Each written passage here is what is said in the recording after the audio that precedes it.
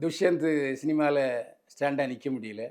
இப்போது ராம்குமாருடைய இளைய மகன் சினிமா கதாநாயகன் ஆகிறான். ராம்குமாரின் மகன் தர்ஷன். இவரை அறிமுகப்படுத்துவது மிக புகழ்பெற்ற சத்யஜோதி நிறுவனம். அருளாளர் ஆர்.எம். வீரப்பனுடைய மருமகனுடைய நிறுவனம். தனக்காக சத்யஜோதி படத்தை தொடங்கினார் ஆர்.எம். வீரப்பனுடைய மருமகன் சத்யஜோதி தியாகராஜன். ஏற்கனவே சத்யா மூவிஸ் வீரப்பனுக்கு சத்யா மூவிஸ் என்ற தயாரிப்பு நிறுவனம் இருந்தது. இப்போ தர்ஷனை ராம்குமாருடைய இளைய மகனை அறிமுகப்படுத்துது சத்யஜோதி நிறுவனம். இந்த சத்யஜோதிக்கு ஏற்கனவே ஒரு பேர் இருக்கு. என்னன்னா, மணிரத்னத்தை அறிமுகப்படுத்தியதும் மணிரத்னத்தை இயக்குநராக அறிமுகப்படுத்தியதும் இதே சத்யஜோதி பிலிம்ஸ் தான். இந்த படத்தை கதை திரைக்கதை வசனம் எழுதி இயக்குவர் புது இயக்குனர் பாலா. பழைய இயக்குனர் பாலா அல்ல, இது புதுமுக இயக்குனர் பாலா. கங்கை அமரன், ரோஜா உள்ளிட்டோர் முக்கிய பாத்திரங்களில் நடித்திருக்கிறார்கள். படவா என்ற படத்தில் நடித்திருந்த ஷரத்தா என்பவர் ராம்குமார் மகன் தர்ஷனுக்கு ஜோடியாக நடிக்கிறார்.